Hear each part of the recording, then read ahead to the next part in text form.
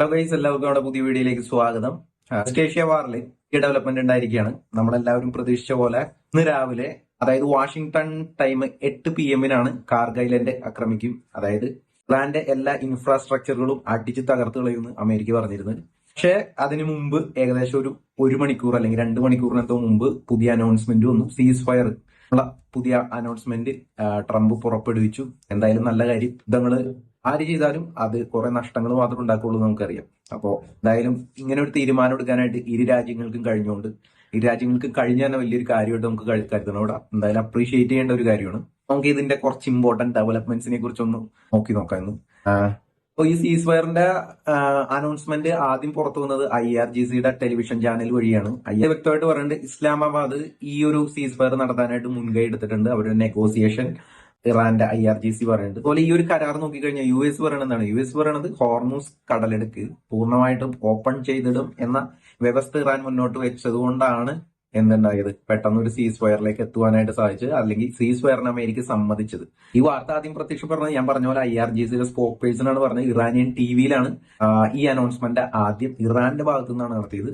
ലെറ്ററോണാണ് America ഇങ്ങനെ ഒരു announcement നടത്തിയിട്ടുള്ളത്. അപ്പൊ ഇതിനകത്ത് കീ ആയിട്ടുള്ള കുറച്ച് നിബന്ധനകൾ നോക്കാം. എന്തായാലും ഇറാൻ ഒരു 10 പോയിന്റ് മുന്നോട്ട് വെച്ചിട്ടുണ്ട്, അതുപോലെ തന്നെ അമേരിക്ക മുന്നോട്ട് വെച്ചിട്ടുണ്ട്. അപ്പോൾ നമുക്ക് ആദ്യം എന്തായാലും എല്ലാവരെയും ഞെട്ടിച്ചു കളഞ്ഞു. കാരണം അമേരിക്ക എന്തായാലും നിബന്ധന മുന്നോട്ട് വെക്കുമെന്ന് അറിയാവുന്ന ഇറാൻ എന്താണ് ചെയ്തത്, അവർ മുൻകൂട്ടി ഇത് മനസ്സിലാക്കിയിട്ട് അവരൊരു 10 പോയിന്റ് എന്തായാലും റെഡിയാക്കി വെച്ചിട്ടുണ്ടായിരുന്നു. അത് ഇനിയിപ്പോ അടുത്ത വെള്ളിയാഴ്ച ഇത് നെഗോസിയേഷൻ ടേബിളിലേക്ക് വരും. ഇരുഭാഗത്തും ഇരുന്ന് ചർച്ച ചെയ്തിട്ട് അതിലൊരു തീരുമാനം ഉണ്ടാകുമെന്നാണ് പറഞ്ഞിരിക്കുന്നത്. അതിന് നമുക്ക് കുറച്ച് പോയിന്റ്സ് എന്തായാലും ഒന്ന് നോക്കി നോക്കാം. എന്തൊക്കെയാണ് ഇറാന്റെ നിബന്ധനകൾ എന്ന് ഇന്നൊന്ന് നോക്കാം. ബാക്കി US നിബന്ധന നമുക്ക് നാളെ നോക്കാം. അപ്പോ ഇവിടെ പറയണതാണ് ഇറാന്റെ ഫസ്റ്റ് പോയിന്റ് എന്ന് പറയുന്നത്, അതായത് എല്ലാ ഫ്രണ്ടിലും വാർ നിർത്തണം. ഇറാൻ പറയണത് എല്ലാ ഫ്രണ്ട് എന്ന് പറയുമ്പോൾ ഇറാന്റെ പ്രോക്സി ഗ്രൂപ്പിനെതിരെയുള്ള യുദ്ധം നിർത്തണം, ഇറാന്റെ ഉള്ളിൽ നടക്കുന്ന യുദ്ധം നിർത്തണം, അതുപോലെ തന്നെ ഇറാഖിന്റെ മേലിൽ നടത്തുന്ന യുദ്ധം നിർത്തണം, ഹിസ്ബുള്ളയുടെ മേലുള്ള അറ്റാക്ക് നിർത്തണം, ഹൂത്തിയുടെ മേലുള്ള അറ്റാക്ക് നിർത്തണം. ഇങ്ങനെ എല്ലാ ഫ്രണ്ടിലും ഇസ്രായേലും അമേരിക്കയും കൂടി നടത്തിക്കൊണ്ടിരിക്കുന്ന ആക്രമണങ്ങൾ പൂർണ്ണമായി നിർത്തണം. അതുപോലെ തന്നെ രണ്ടാമത്തെ പോയിന്റ് പറയണത്, ഈ എല്ലാ ഫ്രണ്ടിലും വാർ നിർത്തുന്നത് പോലെ തന്നെ ഇറാന്റെ മേലിൽ ഉള്ള അറ്റാക്ക് നിർത്തണം. ഇറാനെ പൂർണ്ണമായിട്ടും അറ്റാക്ക് ചെയ്യുന്നതിൽ നിന്ന് ഒഴിവാക്കണം.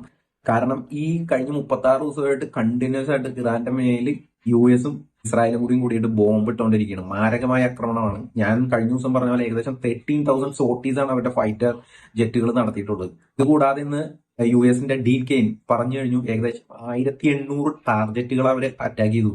അപ്പോ 1800 ടാർജറ്റ് ഒക്കെ ഒരു രാജ്യത്ത് അറ്റാക്ക് ചെയ്യുക എന്ന് പറഞ്ഞാൽ അത് US മാത്രോട്ടാ. അത് കൂടാതെ ഇസ്രായേൽ വേറെ അറ്റാക്ക് ചെയ്തിട്ടുണ്ട്. മൊത്തത്തിൽ ഒരു 2,500 ടാർജറ്റ് അല്ലെങ്കിൽ 3000 ടാർജറ്റ് ഒക്കെ വന്നു കഴിഞ്ഞാൽ ഭീകരമായ അവസ്ഥയിൽ തകർന്നു പോകും. എല്ലാ ഫ്രണ്ടിലുള്ള വാർ നിർത്തണതിനൊപ്പം തന്നെ ഇറാന് മേലുള്ള അറ്റാക്ക് പൂർണ്ണമായിട്ട് നിർത്തണം, അതായത് എന്നേക്കുമായിട്ട് നിർത്തണം എന്നാണ് ഇറാൻ പറഞ്ഞേക്കുന്നത്.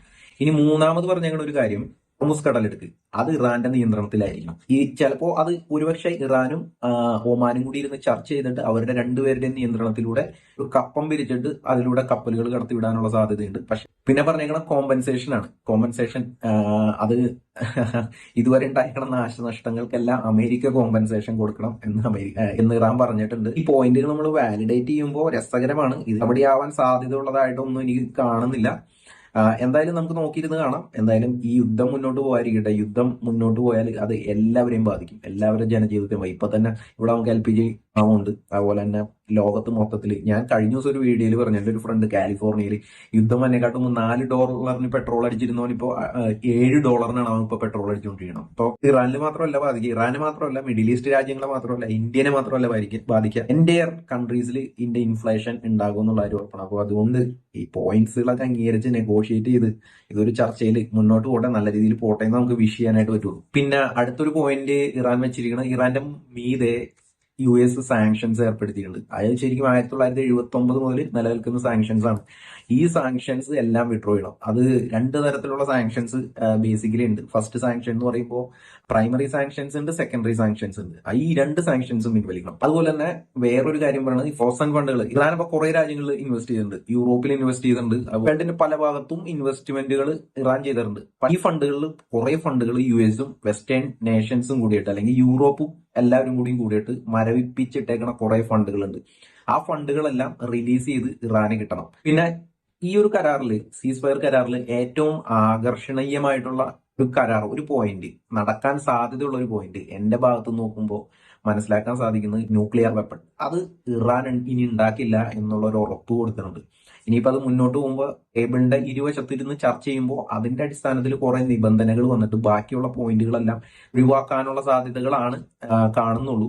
ബാക്കിയുള്ള പോയിന്റുകളൊക്കെ കുറച്ച് ഇറലവന്റ് പോയിന്റുകളായിട്ടാണ് തോന്നുന്നത്. ഈ ഒരു പോയിന്റ് ഉണ്ടല്ലോ, ന്യൂക്ലിയർ വെപ്പൺ ഇനി ഉണ്ടാക്കാനായിട്ട് ഇറാൻ ശ്രമിക്കില്ല എന്നുള്ള ആ ഒറ്റ പോയിന്റ് അംഗീകരിച്ചിട്ട് കുറച്ച് സാങ്ഷൻസ് ഒക്കെ പിൻവലിച്ചിട്ട് ഈ യുദ്ധം അവസാനിപ്പിക്കപ്പെടാനാണ് ഈ സീസ് ഫയർ കരാർ മുന്നോട്ട് പോകുമ്പോൾ സാധ്യതയുള്ളത്.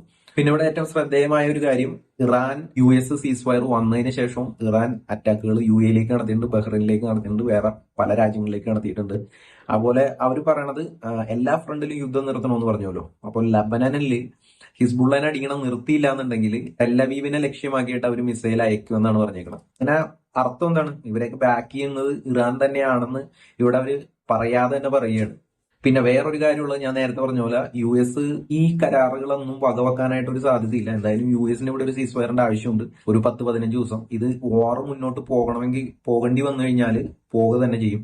പക്ഷേ ഇടയിൽ ഒരു ഇടക്കാലാശ്വാസം പോലെയാണ് ഇരു രാജ്യങ്ങളും ഇത് കണ്ടേക്കുന്നത്. ടേബിളിന് ഇരുവശത്തുള്ള ചർച്ച പരാജയപ്പെട്ടു കഴിഞ്ഞാൽ ചിലപ്പോൾ ഈ ഒരു യുദ്ധം ഇനിയും മുന്നോട്ട് പോയിരിക്കും. പക്ഷെ 90%, ഒരു 80% വരെ ഇതിവിടെ ഒരു യുദ്ധവിരാമത്തിലേക്ക് തന്നെയാണ് പോകുന്നത്. ഒരു കാര്യം കൂടി ഇവിടെ എടുത്തു പറയണം, ഇറാൻ വെറുതെ അങ്ങോട്ട് നെഗോസിയേഷൻ ടേബിളിലേക്ക് വന്നല്ല. ഞാൻ കഴിഞ്ഞ വീഡിയോയിൽ പറഞ്ഞിട്ടുണ്ടായിരുന്നു, ട്രംപ് നല്ല രീതിയിൽ പ്രഷർ ടാക്ടിക്സ് ഇവിടെ യൂസ് ചെയ്തിട്ടുണ്ട്.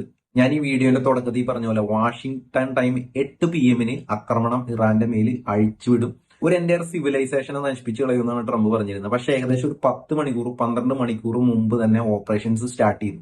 പല മീഡിയാസ് ഇതൊന്നും പറയണില്ല, അമേരിക്ക തോറ്റു ഇറാൻ ജയിച്ചു എന്നൊക്കെ പറഞ്ഞിട്ട് വീരവാദം അടിച്ചുകൊണ്ടിരിക്കുകയാണ്. പക്ഷെ അതല്ല ഇവിടെ ശരിക്കും നടന്നേക്കണേ. എന്തുകൊണ്ടാണ് ഇറാൻ ഈ ഒരു സീസ് ഫയറിന് സമ്മതിച്ചത് എന്ന് ചോദിച്ചാൽ പ്രഷർ ടാക്ടിക്സ് തന്നെയാണ് ഇവിടെ അപ്ലൈ ആയേക്കണത്. ട്രംപിന്റെ പ്രഷർ ടാക്ടിക്സ് നല്ല രീതിയിൽ ഇവിടെ അപ്ലൈ ആയിട്ടുണ്ട്. അതായത് ഞാൻ പറഞ്ഞല്ലോ, 8 മണിക്കൂർ മുമ്പ് 10 മണിക്കൂർ മുമ്പ് ഇസ്രായേൽ ആദ്യം അറ്റാക്ക് സ്റ്റാർട്ട് ചെയ്തു. അപ്പൊ ഇസ്രായേൽ ഏകദേശം ആദ്യം ഇറാന്റെ ഉള്ളിലെ ബ്രിഡ്ജുകൾ തീർത്തു, 6 ബ്രിഡ്ജുകൾ തീർത്ത് കളഞ്ഞു. പിന്നെ അതൊരു 8 ബ്രിഡ്ജിലേക്ക് എത്തി, പിന്നെ 10 ബ്രിഡ്ജിലേക്ക് എത്തി, 12 ബ്രിഡ്ജിലേക്ക് എത്തി, അവസാനം 16. ഈ സീസ് ഫയർ നിലവിൽ വരുമ്പോൾ ഏകദേശം 16 ബ്രിഡ്ജാണ്, വലിയ പാലങ്ങളാണ് ഇറാന്റെ ഉള്ളിൽ നശിപ്പിച്ചിട്ടുള്ളത്.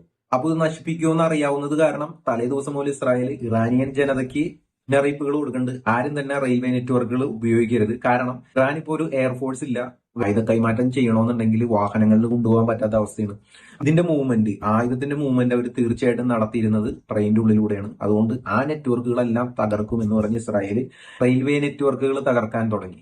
അതിനുശേഷം ഇറാന്റെ ഒരു പെട്രോ കെമിക്കൽ ഫാക്ടറി അടിച്ചു തൂത്ത് കളഞ്ഞിട്ടുണ്ട്. ഇതേപോലെ ഇസ്രായേലിന്റെ ഭാഗത്തുനിന്ന് ഈ രീതിയിൽ അറ്റാക്ക് തുടങ്ങി. അതായത് ഇറാന്റെ ഉള്ളിലുള്ള അറ്റാക്കാണ്. അവരുടെ ടെറൈന്റെ ഉള്ളിൽ ഇസ്രായേൽ അറ്റാക്ക് തുടങ്ങിയ സമയം തന്നെ US വേറെ സ്ഥലത്തു നിന്ന് അടിച്ചു തുടങ്ങി. അതായത് USന്റെ ലക്ഷ്യം ഐലൻഡുകൾ പിടിച്ചെടുക്കുക എന്നുള്ളതായിരുന്നു. കാർഗ് ഐലൻഡ് പിടിച്ചെടുക്കാനാണ് മെയിൻ ആയിട്ട് US ലക്ഷ്യമിട്ടത്. പക്ഷെ അതിന്റെ കൂട്ടത്തിൽ അതിന് ചുറ്റും കിടക്കുന്ന ഇറാന് ഡോമിനേഷൻ ഉള്ള വേറെ ഐലൻഡുകളിലേക്കും USന്റെ അറ്റാക്ക് സ്റ്റാർട്ട് ചെയ്തു. റെയിൻബോ ഐലൻഡ് എന്ന് പറഞ്ഞ ഒരു ഐലൻഡിലേക്ക് USന്റെ അറ്റാക്ക് ഉണ്ടായി. അത് ഏകദേശം അടിച്ചു നശിപ്പിക്കും എന്നുള്ളൊരു അവസ്ഥയിലേക്ക് എത്തി. റെയിൻബോ ഐലൻഡ് എന്ന് പറഞ്ഞു കഴിഞ്ഞാൽ അതായത് ആകാശത്തിന്റെ മുകളിൽ നിന്ന് താഴേക്ക് നോക്കി കഴിഞ്ഞാൽ ഒരു മഴവിൽ കളറിലാണ് അത് കാണപ്പെടുന്നത്. അതുകൊണ്ടാണ് അതിനെ റെയിൻബോ ഐലൻഡ് എന്ന് വിളിക്കപ്പെടുന്നത്. ആ ഐലൻഡ് ആദ്യം അടിച്ചു, അതിനുശേഷം ലാരക് ഐലൻഡ് അടിച്ചു, മൂന്നാമത് അബിമൂസ ഐലൻഡ് അടിച്ചു. ഈ അബിമൂസ ഐലൻഡിലാണ്, ഐലൻഡ് എന്ന് പറയുമ്പോൾ പേർഷ്യൻ ഗൾഫിന്റെ എൻട്രൻസ് ആണ് ഹോർമൂസിലേക്കുള്ളത്.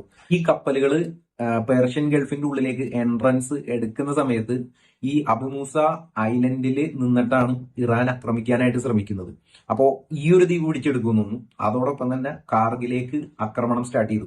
അതായത് അവിടെ മിലിറ്ററി ഇൻസ്റ്റാളേഷനിലാണ് അടിച്ചത്. അത് അടിച്ചു തുടങ്ങി ഏകദേശം കയ്യിൽ നിന്ന് പോകും. കാർഗ് ഐലൻഡ് അമേരിക്ക അടിച്ച് നശിപ്പിച്ചാല് അവിടെ നിന്നാണ് IRGCയുടെ 90% വരുമാനം വരുന്നത്.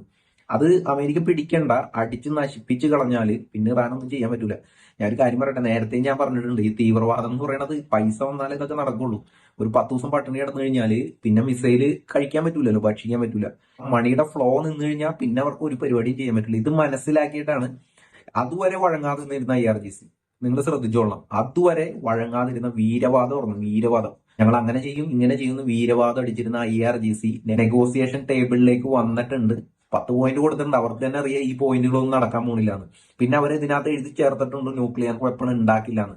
ഈ കൊടുത്തിരിക്കുന്ന പോയിന്റുകളിൽ ആകെ നടക്കാൻ പോണത് ആ ഒരു കാര്യം മാത്രമേ ഉള്ളൂ. അതായത് ഇറാൻ ഇനി ന്യൂക്ലിയർ പവർ ആവാനായിട്ട് സാധിക്കില്ല. ഇനി അവരുടെ കയ്യിലുള്ള എൻറിച്ചഡ് യുറേനിയം അടിച്ച് മലയുടെ അടിവാരത്തേക്ക് ഇട്ടേക്കാണ്. അത് അവിടെ നിന്ന് കണ്ടുപിടിക്കൽ എളുപ്പമല്ല. കാരണം അവിടെ സാറ്റലൈറ്റ് വെച്ചിട്ട് ലൊക്കേറ്റ് ചെയ്തിട്ടുണ്ട്. ഫുൾ ടൈം അവിടെ സാറ്റലൈറ്റിന്റെ സർവൈലൻസ് ഉണ്ട്. അതുകൊണ്ട് ഇനി അവർക്ക് അത് അവിടെ നിന്ന് എടുക്കാൻ പറ്റില്ല. ഇനി അവർ ആദ്യമേ എൻട്രി ചെയ്തെടുക്കണം. ഇനി വേറൊരു കാര്യമുണ്ട്, ഈ മലയുടെ അടിയിൽ പുതഞ്ഞു പോയ കാരണം ഇനി അവരത് എടുത്താലും അതിനകത്ത് മണ്ണുണ്ടാവും, കല്ലുണ്ടാവും. അത് നല്ല രീതിയിൽ വീണ്ടും എൻട്രി ചെയ്തെടുക്കേണ്ടി വരും. അപ്പൊ അത് ശ്രമകരമായൊരു പദ്ധതിയാണ്. അത് അമേരിക്കക്ക് ഏകദേശം പിടുത്തം കിട്ടിയിട്ടുണ്ട്. അതുകൊണ്ടാണ് അവർ അതോ ഓക്കെ എന്നുള്ള രീതിയിൽ വിട്ടേക്കണത്. പക്ഷെ ഇനി അത് ഉണ്ടാക്കാനുള്ള അനുവാദം ഇറാന് കൊടുക്കൂല. ഈ ഒരു പോയിന്റ്, ഈ സീസ്വയർ നെഗോസിയേഷൻ പോയിന്റുകളിൽ, നിബന്ധനകളിൽ നടക്കാനുള്ള സാധ്യതയുണ്ട്. ബാക്കിയുള്ളതൊക്കെ പുല്ല് വില കൊടുത്ത് ഗൗനിക്കാതെ അമേരിക്ക തള്ളിക്കളയാനാണ് സാധ്യത. ഞാൻ ഈ പറയുന്ന ഈ കാര്യം നിങ്ങൾ നോട്ട് ചെയ്ത് വെച്ചോ, അത് തന്നെ ഉണ്ടാവുള്ളൂ. ഈ പുറത്തുനിന്ന് ഈ മീഡിയാസ് പറയണ പോലെ അല്ല കാര്യങ്ങൾ. എന്തുകൊണ്ടാണ് ഇറാൻ ടേബിളിലേക്ക് വന്നത് ഈ സീസ്വയറിന്? അല്ലെങ്കിൽ ഒരു കാരണവശാലും ഇറാൻ ഇവിടെ യുദ്ധം നിർത്തില്ലായിരുന്നു. ഈ റെട്രിക്കായിട്ടുള്ള സംസാരങ്ങൾ ട്രംപ് പറയും. പക്ഷെ ട്രംപിന് തെറി വിളിച്ചിട്ടാണെങ്കിൽ ഒരു യുദ്ധം തുടങ്ങാനും പറ്റും, നിർത്താനും പറ്റും എന്നുള്ളതിന്റെ ഒരു തെളിവാണ് ഈ യുദ്ധം. അത് ട്രംപിന്റെ പവർ അല്ല, അത് അമേരിക്ക എന്ന് പറഞ്ഞ രാജ്യത്തിന്റെ എക്കണോമിക്, അതുപോലെ തന്നെ സൈനികമായ പവർ, അതായത് മിലിറ്ററി പവർ, എല്ലാരും കൂടി കൂടിച്ചേരുന്ന ആ ഒരു മൈറ്റ് ഉണ്ടല്ലോ, പണമുള്ളവന് പവർ ഉണ്ടെന്ന് പറയുന്നത്. അതിന്റെ ഉത്തമ ഉദാഹരണമാണ് ഇറാൻ ഇവിടെ ടേബിളിലേക്ക് വന്നത്. അപ്പൊ എന്തായാലും ഇനിയിപ്പോ നമുക്ക് US-ന്റെ അത് നാളെ ചർച്ച ചെയ്യാം. നാളെ എന്തായാലും ഞാനൊന്ന് അതിനെക്കുറിച്ചൊന്ന് നോക്കിയിട്ട് നമുക്ക് നാളെ അതിനെക്കുറിച്ച് ഒരു വീഡിയോ നല്ല രീതിയിൽ ചെയ്യാം. അപ്പൊ ഗൈസ്, ഇതാണ് കാര്യങ്ങൾ. അല്ലാതെ ഇപ്പോ ഇറാൻ ജയിച്ചു എന്ന് പറഞ്ഞ് പടക്കം പൊട്ടിക്കണ മാധ്യമങ്ങളിൽ നടക്കുന്ന കാര്യങ്ങളൊന്നും നിങ്ങൾ വിശ്വസിക്കേണ്ട. എന്തുകൊണ്ടാണ് ഇതിങ്ങനെ ഒരു സീസ് ഫയറിലേക്ക് വന്നത്? IRGC അവസാന നിമിഷം കയ്യിൽ നിന്ന് പോകുന്നവർക്ക് മനസ്സിലായി. അവസാനം ഒരു നിർവാഹവും ഇല്ലാതെ വന്നിട്ട് അവർ മനുഷ്യച്ചങ്ങലയിലേക്ക് വരെ വന്നു. അതായത് ശരിക്കും എന്താണ് ചെയ്യുന്നത്? വാർ ക്രൈമാണ്. അവരവരുടെ ഹ്യൂമൻ ഷീൽഡ്, അതായത് അവർക്ക് അവരുടെ പട്ടാളത്തിന് പ്രൊട്ടക്ട് ചെയ്യാൻ പറ്റില്ല എന്നുണ്ടെങ്കിൽ മനുഷ്യർക്ക് എല്ലാം പ്രൊട്ടക്ട് ചെയ്യേണ്ട അവരെന്താണ് ചെയ്തത്? ഞാൻ കഴിഞ്ഞ ദിവസം അവരുടെ ഇത് ഫോട്ടോസ് പുറത്തു വരുമ്പോൾ കാണാൻ പറ്റുന്നത് അവിടെ പിള്ളേരെ വരെയും കൊണ്ടു നിർത്തിയിട്ടുണ്ട്. നിങ്ങൾ എന്തിനാണ് ഈ പിള്ളേരെ കൊണ്ടു നിർത്തുന്നത്? പിള്ളേരെ വെച്ചിട്ട് ഹ്യൂമൻ ഷീൽഡ് ആക്കിയിട്ട് അത് മറുവാദം, ഇരവാദം, ഭീകരവാദം എന്നൊക്കെ പറയില്ലേ, അത് തന്നെ പരിപാടി. അപ്പൊ കുറെ ഫോട്ടോസ് എടുക്കാം, ലോകം മൊത്തം പ്രചരിപ്പിക്കാം. പക്ഷെ നിങ്ങളൊരു കാര്യം, നിങ്ങളുടെ സ്ത്രീകളെയും കുട്ടികളെയും നിങ്ങൾ പ്രൊട്ടക്ട് ചെയ്യണം. അതൊരു ഗവൺമെന്റിന്റെ ഉത്തരവാദിത്വം. അതിവിടെ ഇറാന് ചെയ്യാൻ സാധിച്ചിട്ട് ഇല്ല, അവിടെ ഫെയിലായി. പിന്നെ മാത്രമല്ല, കാർഗിൽ ഐലൻഡ് കയ്യിൽ നിന്ന് പോകും എന്ന് IRGCക്ക് മനസ്സിലായ സമയത്താണ് ഈ ഒരു സീസ് ഫയറിലേക്ക് അവർ എത്തിയിരിക്കുന്നത്. എന്ത് തന്നെയായാലും കാര്യങ്ങൾ ഒരു 15 ദിവസത്തേക്കുള്ള സീസ് ഫയർ ആണ്. കാര്യങ്ങൾ നല്ല രീതിയിൽ പോട്ടെ. ഈ സീസ് ഫയർ പുരോഗമനം, ഡെവലപ്മെന്റ്സ് ഫർദർ ആയിട്ട് ഉണ്ടാവട്ടെ. ഇതൊരു കംപ്ലീറ്റ് യുദ്ധവിരാമത്തിലേക്ക് പോകട്ടെ എന്ന് തന്നെയാണ് എല്ലാവരും ആഗ്രഹിക്കുന്നത്. അപ്പൊ അതിലേക്ക് എത്തപ്പെടുമെന്ന് നമുക്ക് വിശ്വസിക്കാം. അപ്പോ എന്തായാലും ഞാൻ വീഡിയോ നിർത്തുന്നു. അപ്പൊ നമുക്ക് നല്ലൊരു വീഡിയോ ആയിട്ട് നാളെ കാണാം. അതുവരേക്കും സൈനിങ് ഓഫ്, സാം സീസോൺ.